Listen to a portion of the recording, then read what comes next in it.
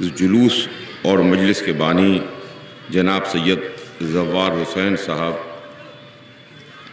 ان کی روحوں کے لیے ایک بار سورہ حمد کی تلاوت کر کے ان کو ایصال کریں۔ بسم اللہ۔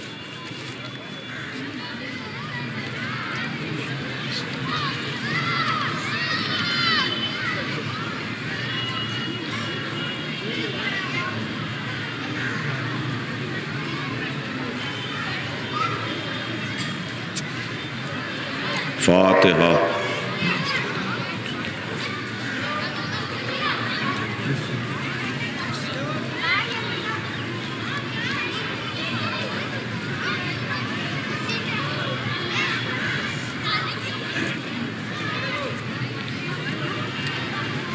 اعوذ باللہ السمیع العلیم من الشیطان اللعین الرجیم، بسم اللہ الرحمن الرحیم، الحمد للہ رب العالمین، والصلاة والسلام علی سیدنا و نبینا و شفیعنا بالقاسم محمد صلی اللہ علیہ وسلم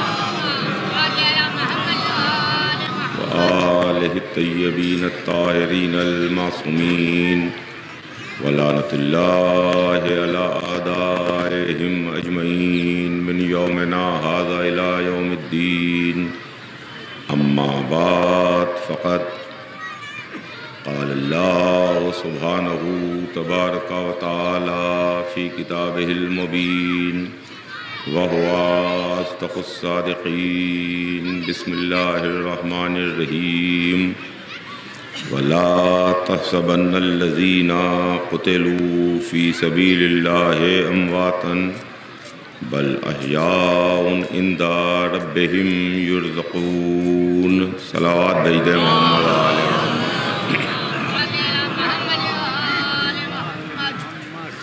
خداوند عالم قرآن مجید میں شہید کی زندگی کا اعلان کر رہا ہے۔ ارشاد ہوتا ہے کہ ہرگز ہرگز ان کو مردہ تصور بھی نہ کرو جو اللہ کی راہ پر قتل کر دیے گئے، بلکہ وہ زندہ ہیں اور اپنے پروردگار کی جانب سے رزق پا رہے ہیں۔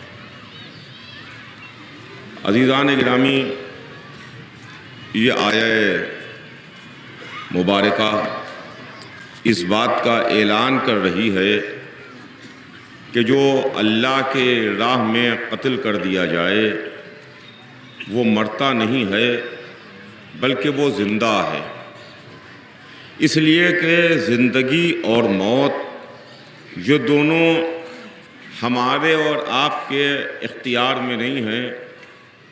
زندگی بھی اللہ ہی کے اختیار میں ہے اور موت بھی اللہ ہی کے اختیار میں ہے۔ زندگی بھی عطا کرنے والا اللہ ہے اور موت بھی اسی کے حکم سے آتی ہے۔ جو خالق موت و حیات ہے اس نے یہ اعلان کیا کہ تمہارے ذہن میں ہرگز ہرگز یہ خیال نہ آئے کہ شہید مر گئے۔ پہلی بات تو عزیزان گرامی یہ ہے کہ دنیا کا کوئی بھی قانون، دنیا کا کوئی بھی حکمراں، دنیا کا کوئی بھی شخصیت وہ یہ تو ضرور کر سکتی ہے کہ ہمیں قید خانے میں قید کر دے، ہمارے ہاتھوں میں ہتھکڑیاں ڈال دے، ہمارے پیروں میں بیڑیاں پہنا دے، ہمیں دیکھنے سے مجبور کر دے، ہمیں بولنے نہ دے، ہمیں سننے نہ دے، تنگ اور تاریک قید خانے میں ہمیں بند کیا جا سکتا ہے، جہاں نہ ہم کچھ دیکھ سکتے ہیں، نہ سن سکتے ہیں، نہ کسی سے بات کر سکتے ہیں، نہ چل پھر سکتے ہیں، نہ کہیں آ جا سکتے ہیں، مگر ہمارا ذہن تو ہمارا ساتھ دے رہا ہے، ہمارا ذہن تو فکر کر رہا ہے، ہمارا ذہن تو سوچ رہا ہے۔ دنیا کا کوئی بھی قانون، دنیا کا کوئی بھی دستور، دنیا کا کوئی بھی حکمراں دنیا کا کوئی بھی ظالم و جابر بادشاہ ہماری فکر پر پابندی نہیں لگا سکتا.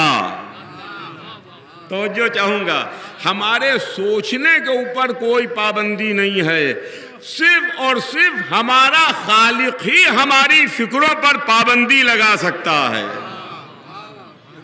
وہی ہماری فکروں پر پابندی لگا سکتا ہے کہ دیکھو دیکھو، ہرگز ہرگز یہ خیال نہ آئے، تمہارے ذہن میں خیال نہ آئے کہ شہید مر گیا.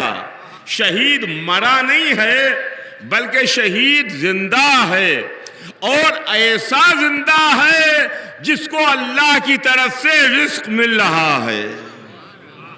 اب عزیزان گرامی، یہ قرآن مجید کی آیت ہے جس کا میں نے آپ کی خدمت میں ترجمہ کیا.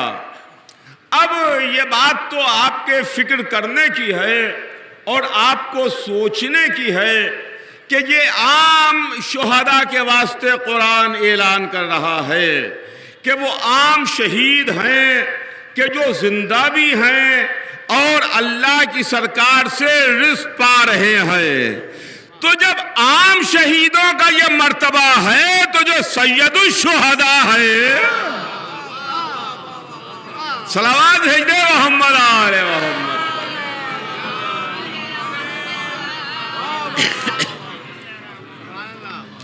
جب عام شہیدوں کو رزق مل رہا ہے تو جو سید الشہداء ہیں. اب عزیزان گرامی دیکھیے، ایک فرق ہے عام شہیدوں میں اور سید الشہداء میں. جو عام شہید ہیں ان کو اللہ کی سرکار سے رزق مل رہا ہے، جو سید الشہداء ہیں ان کی سرکار سے رزق بٹ رہا ہے.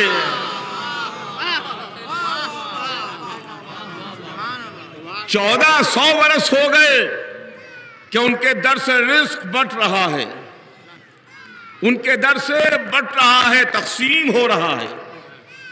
اور پھر دیکھیے رزق کا معاملہ یہ ہے، آپ پڑھے لکھے حضرات ہیں یہاں پر، رزق ہماری اردو زبان میں ہم اسے چیز کہتے ہیں کہ جس کو ہم کھائیں پیئیں، جو ہماری بھوک کو، پیٹ کی بھوک کو مٹا دے، وہ رزق ہے. ہم اس کو رزق کہتے ہیں. کھانے کو ہم رزق کہتے ہیں، روٹی کو ہم رزق کہتے ہیں. ہم کو بھوک لگی، دسترخوان بچھایا گیا، دسترخوان کے اوپر جو رکھا ہوا ہے ہم اسے رزق کہہ رہے ہیں کہ یہ رزق ہے.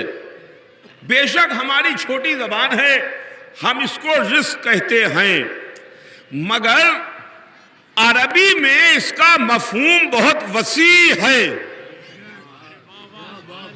توجہ چاہوں گا، عربی میں رزق کا مفہوم بہت وسیع ہے. یعنی آپ کو جس چیز کی ضرورت ہو اور آپ کی ضرورت کے وقت آپ کو وہ چیز مل جائے، وہ آپ کے لیے رزق ہے. ہمیں بھوک لگی، ہمارے واسطے کھانا آیا، یہ رزق ہے. ہمارے جسم پر پہننے کے لیے جو لباس ہے، یہ لباس بھی ہمارے واسطے رزق ہے. ہمارے رہنے کے واسطے گھر اور چھت ہونا ضروری ہے، تو یہ رہنے کے واسطے گھر کا ہونا، سر پر چھت کا ہونا، یہ بھی رزق ہے. تو عزیزان گرامی، یہ عربی زبان بڑی وسیع زبان ہے. یعنی ہم کو ہماری ضرورت کا جو سامان مل جائے وقت ضرورت، وہ ہمارے واسطے رزق ہے. جب آپ روز عاشورہ عمل انجام دیتے ہیں، اعمال عاشورہ کرتے ہیں، تو اس موقع پر آپ کیا کہتے ہیں؟ جب آپ سجدے میں جاتے ہیں، ایک دعا پڑھتے ہیں، تو وہ دے والے ہمیں شفاعت ملے گا، پریشانی دور ہو جائے گی. ایک صلوات بھیج دے محمد آل محمد.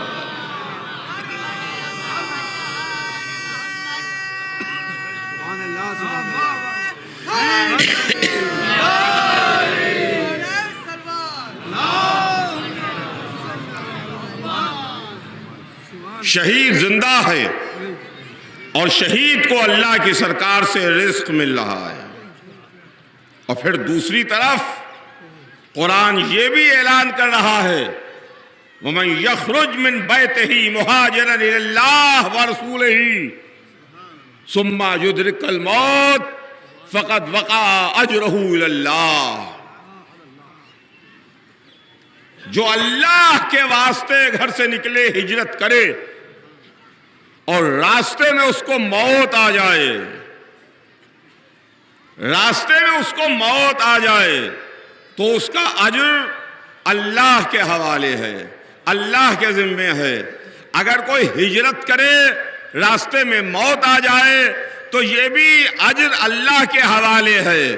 اگر کوئی اللہ کی راہ پر قتل کر دیا جائے تو اس کا بدلہ بھی اللہ کے حوالے ہے، رزق بھی عطا کرنے والا اللہ ہے۔ اب عزیزان گرامی، یہ منزل ہے اور یہ قرآن ہے، اللہ کا کلام ہے۔ اب اس کے سلسلے میں کیا آپ کی خدمت میں عرض کروں کہ جب عام انسانوں کا یہ مرتبہ ہے تو جس نے اسلام کو بچا لیا، سید الشہداء امام حسین علیہ السلام، ہماری جان فدا اور ہماری جان نثار، اس لیے کہ آج کا دن وہ ہے اور آج کی تاریخ وہ ہے کہ ایک مذہب کی ہمارے تاریخ ہے، اسلام کی ایک تاریخ ہے، اور اس تاریخ میں جو مذہب ہمارے درمیان آیا وہ 1,24,000 انبیاء کے ذریعے سے آیا۔ حضرت آدم سے سلسلہ شروع ہوا اور حضور سرور کائنات پر آ کے تمام ہوا۔ حضرت آدم سے آغاز ہوا اور سرکار حضرت آدم سے پہلے کا ہے، ہر زمانے میں رہا۔ حضرت آدم کے زمانے میں بھی وہ تھا، حضرت نوح کے زمانے میں بھی وہ تھا، حضرت ابراہیم کے زمانے میں بھی وہ موجود تھا، حضرت موسیٰ و عیسیٰ کے زمانے میں بھی وہ موجود تھا، حضور سرور کائنات کے زمانے میں بھی وہ موجود تھا۔ کوئی دور، کوئی وقت، کوئی زمانہ اس سے خالی نہیں رہا، حضرت آدم سے لے کر کے حضور سرور کائنات تک۔ اور وہ ایسا تھا کہ جو اپنا رنگ بدلتا رہتا تھا، بڑا بہروپیہ تھا، اپنا رنگ بدلتا تھا، اس لیے کہ رنگ بدل کے پہچانا نہ جائے۔ کبھی مولوی کی صورت میں آ گیا، کبھی نبی کے بیٹے کی صورت میں آ گیا، کبھی کسی نبی کے صحابی کی صورت میں آ گیا۔ وہ رنگ بھی بدلتا رہا، صورت بھی بدلتا رہا، لباس بھی بدلتا رہا، تاکہ اسے کوئی پہچان نہ سکے۔ مگر کچھ اللہ والے ایسے تھے جنہوں نے اس کو ہر دور و ہر زمانے میں پہچانا۔ آدم کے زمانے میں موجود رہا، نوح کے زمانے میں موجود رہا، ابراہیم کے زمانے میں موجود رہا، موسیٰ و عیسیٰ کے زمانے میں موجود رہا، حضور سرور کائنات کے زمانے میں موجود رہا۔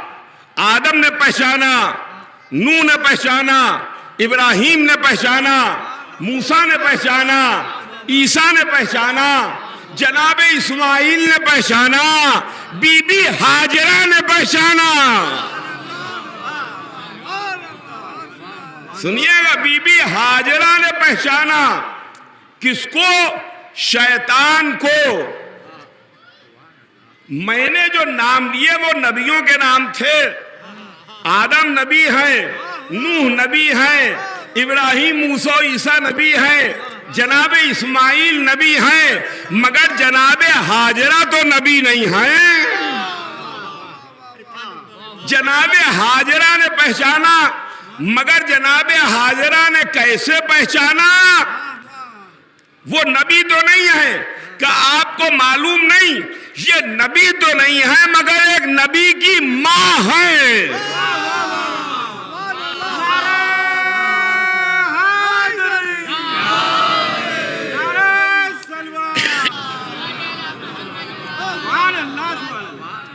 نبی نہیں ہے، نبی کی ماں ہے.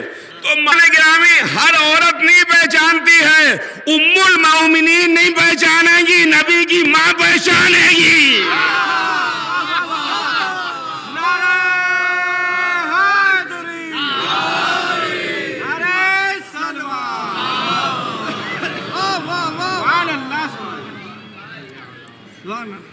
ہر دور و ہر زمانے میں رہا تو رسول کے بعد یہ موجود ہے. لہذا اب کوئی ایسا ہونا چاہیے کہ جو بعد رسول اس کو پہچانتا ہو، اس کا جادو اس کے اوپر نہ اثر کرنے پائے. لہذا ہم نے رسول کے بعد ایسے کو نہیں مانا جس پر شیطان سوار ہو جائے. ہم نے ایسوں کو نہیں مانا کہ جن پر شیطان سوار ہو جائے. ہم نے ایسے کو مانا جس میں آدم کا علم ہے، نوح کا عزم ہے، ابراہیم کی خلت ہے، موسیٰ کی ہیبت ہے، عیسیٰ کا زہد ہے، محمد کا جمال ہے.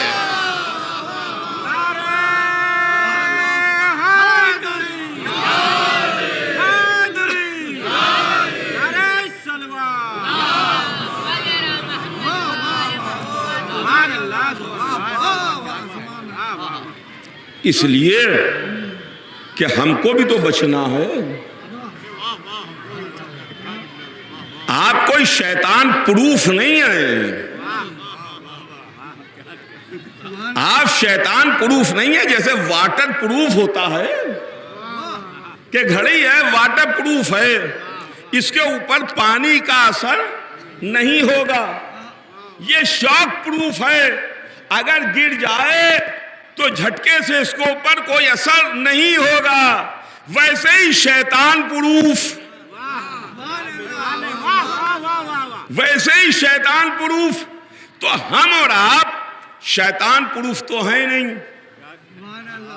کہ ہمارے اوپر شیطان کا کوئی اثر نہیں ہو سکتا، ہمارے اوپر شیطان کام نہیں کرے گا.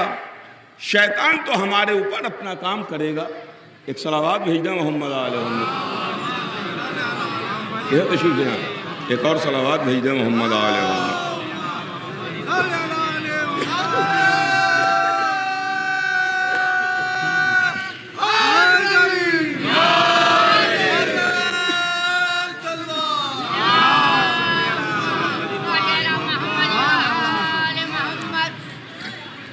ہم یا تو ایسے ہوں جو شیطان کو پہچانتے ہوں، جن کے اوپر شیطان کا کوئی اثر نہ ہوتا ہو، یا ہمارے اوپر شیطان اپنا کام کر جائے. تو اگر کوئی بیماری ہم پر حملہ کر جائے تو ہم ہلاک ہو جائیں گے. ابھی اتنی بڑی بیماری سے پوری دنیا گزری، ان کا کہ وائرس نے حملہ کر دیا اور ختم ہو گئے. اس کے لیے ضروری یہ ہے کہ ایسا انتظام رہے کہ وائرس حملہ نہ کرنے پائے. اس کے لیے ایسا انتظام رہے کہ شیطان حملہ نہ کرنے پائے. ہم ایسے تو ہیں نہیں کہ جن کے اوپر شیطان حملہ نہ کرے. آج دنیا کہتی ہے کہ آپ در اہل بیت ہی پر کیوں بیٹھے ہوئے ہیں؟ اما در اہل بیت ہی وہ ہے جہاں شیطان کا اثر نہیں ہوتا.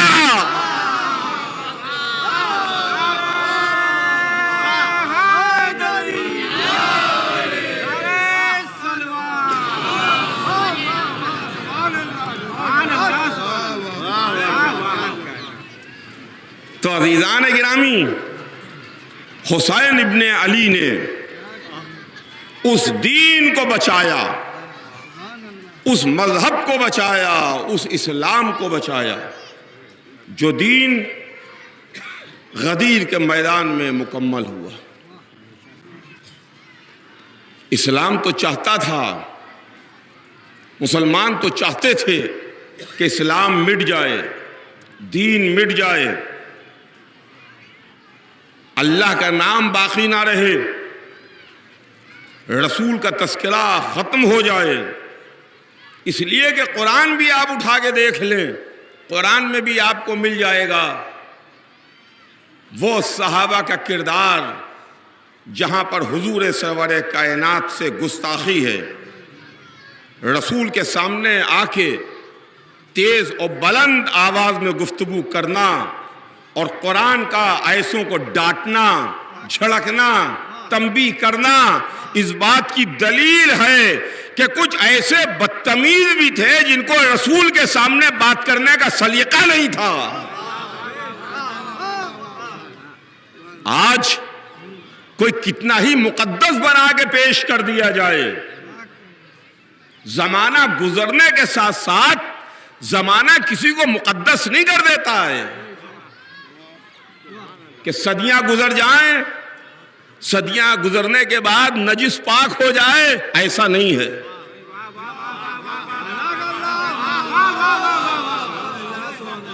نجس تھا تو نجس رہے گا۔ ایک صاحب کافر مر گئے 500 برس کے بعد، ان کا کہ بڑے اللہ والے تھے، 5 صدیاں گزر گئیں، 5 صدیاں کیا 500 صدیاں گزر جائے، کافر کا کافر ہی تھا، رہے گا۔ ویسے ہی جو رسول اللہ کے زمانے میں تھے، ان کا جو کیریکٹر تاریخ نے ہمیں پیش کیا، ان کے متعلق جو قرآن اعلان کر رہا ہے، ہم کیسے اس کو بدل سکتے ہیں؟ کیسے اس کو بدل سکتے ہیں؟ غدیر کے واسطے بڑے بڑے مسلمانوں نے یہ بات کتاب میں لکھی کہ صاحب اگر رسول اللہ صاف صاف اعلان کر کے گئے ہوتے تو مسلمان ضرور مانتا۔ رسول اللہ نے صاف صاف اعلان نہیں کیا، رسول اللہ نے حضرت علی کے لیے صاف صاف نہیں کہا۔ کتنے گندے اور میلے لوگ تھے جن کو دوپہر میں بھی نظر نہیں آ رہا تھا۔ رسول اللہ نے صاف صاف اعلان نہیں کیا، اما ہر حکم رسول اللہ نے پہنچایا، لیکن غدیر میں علی کو بتایا بھی اور دکھایا۔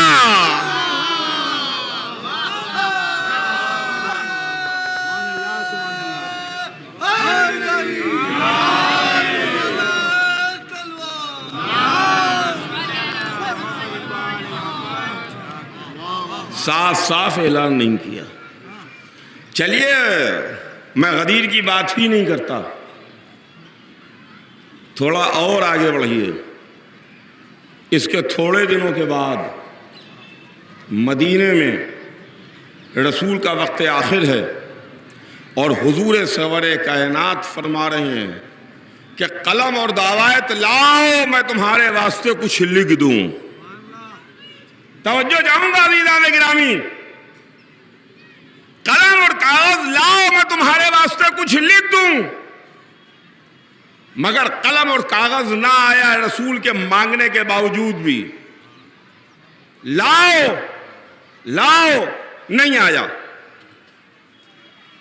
رسول نے ایک لشکر ترتیب دیا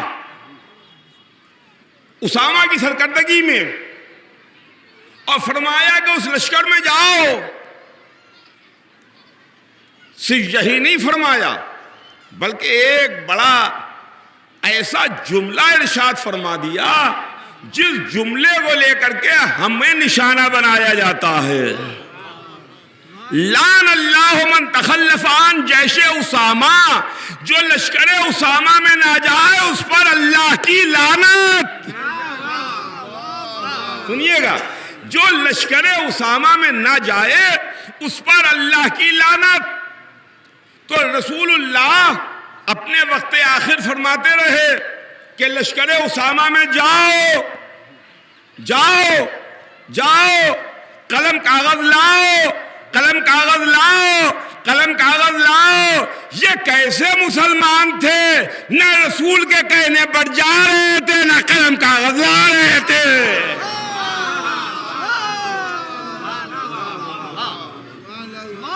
اور اس کے بعد آج رو رہے ہیں،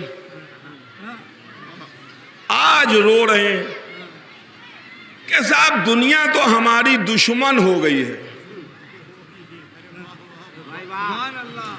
دنیا ہماری دشمن ہو گئی ہے۔ اتنے یہ دودھ کے دھلے پاک صاف ہیں کہ دنیا ان کی دشمن ہو گئی ہے۔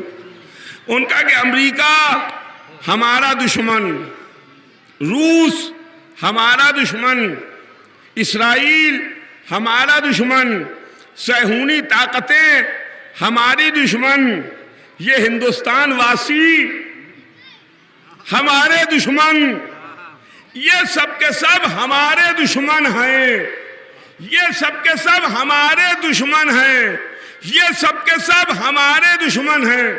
تو بھائی ہم بھی مسلمان ہیں، ہم نے بھی سوچنا شروع کیا کہ اس کے پیچھے وجہ کیا ہے۔ یہ بیچارے سیدھے سادے بھولے بھالے، سیدھے سادے بھولے بھالے مسلمان پوری دنیا کیوں ان کی دشمن ہو رہی ہے؟ دنیا کے بیشتر ممالک اپنے ملکوں کے دروازے ان پر کیوں بند کر رہے ہیں؟ کیا ہو گیا ہے کہ دنیا کا دماغ خراب ہو گیا ہے؟ کہ دنیا والے پاگل ہو گئے ہیں کہ ان بیچارے مسلمانوں کو کیوں دشمنی کر رہے ہیں؟ تو اکثر میرے ذہن میں یہ سوال پیدا ہوتا تھا کہ کاہے کے واسطے، کاہے کے لیے یہ بھی دشمن، وہ بھی دشمن، وہ بھی دشمن، وہ بھی دشمن۔ تو ایک دن ایک وجہ سمجھ میں آئی کہ کہیں یہ وجہ تو نہیں ہے چونکہ آپ اہل بیت کے دشمن ہیں لہذا زمانہ آپ کا دشمن ہے۔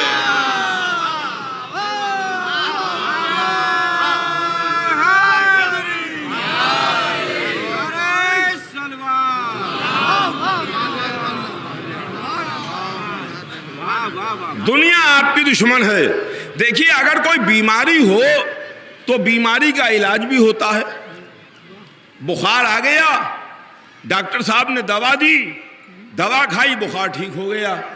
کوئی بیماری ہے، بیماری کا علاج کیا، بیماری دور ہو گئی۔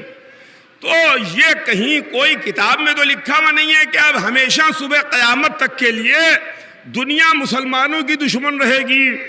کہیں ایسا پتھر سے کندھا تو نہیں ہے، کہیں ایسا تو نہیں ہے کہ ایسا تو نہیں ہے کہ صاحب یہ تو اب ہمیشہ ہمیشہ صبح قیامت تک دنیا مسلمانوں کی دشمن رہے گی۔ کہ بھئی ایسا لکھا ہوا تو نہیں ہے۔ تو اس مرض کا علاج ہم آپ کو بتا رہے ہیں۔ یہ جو آپ کو بیماری لگی ہوئی ہے کہ پوری دنیا آپ کی دشمن ہے، دنیا دوست ہو جائے گی، علاج ہم سے سن لیجئے۔ آپ در اہل بیت پہ پیشانی جھکا دیجئے، دنیا دوست ہو جائے گی۔ صلوات بھیج دے محمد آل محمد۔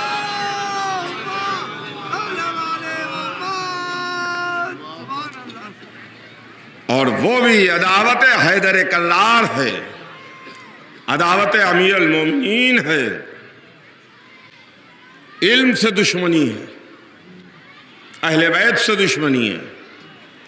اس سے عداوت ہے جس نے منبر پر آ کے دعویٰ سلونی کیا تھا، سلونی سلونی جو تمہارا دل چاہے پوچھ لو۔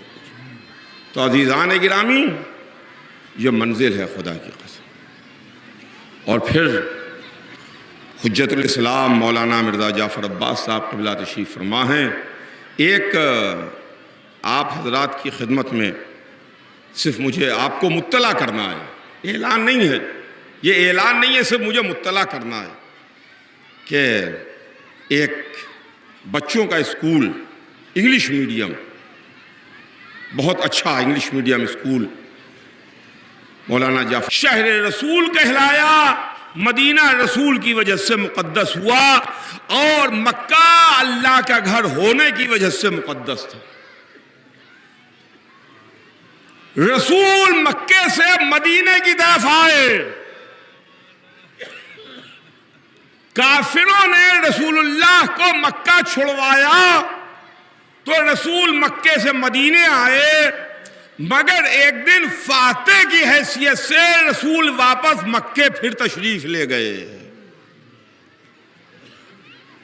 عزیزوں، اب میں کیسے آپ کی خدمت میں عرض کروں کہ رسول نے مکہ، میرے جوانوں یہیں ٹھہر جاؤ، یہیں رک جاؤ، میں اکیلا اندر جاؤں گا، لیکن ہاں اگر میری آواز بلند ہو تو تم درانہ بیت العمارہ میں داخل ہو جانا، ورنہ میرے آنے کا انتظار کرنا۔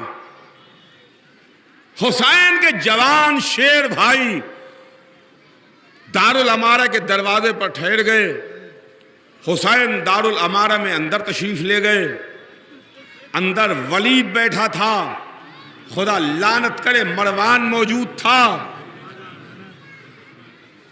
امام حسین علیہ السلام کو اس طاغی کی ہلاکت کی خبر دی گئی جس کے متعلق حسین پہلے سے کہہ کے گئے تھے کہ شاید ان کا طاغی ہلاک ہو گیا ہے۔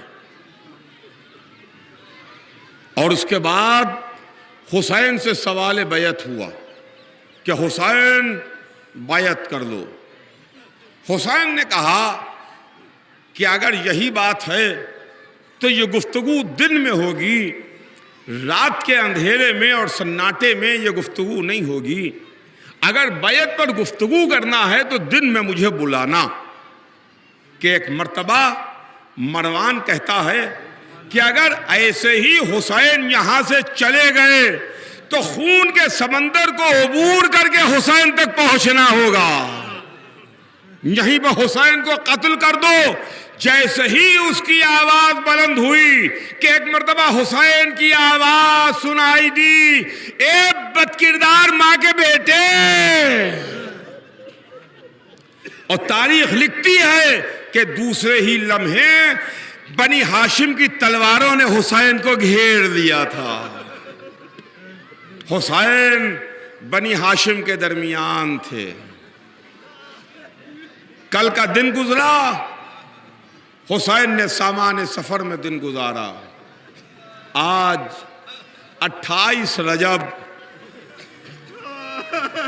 محمد کے نواسے نے محمد کا شہر چھوڑ دیا۔ گھر سے جب بہر سفر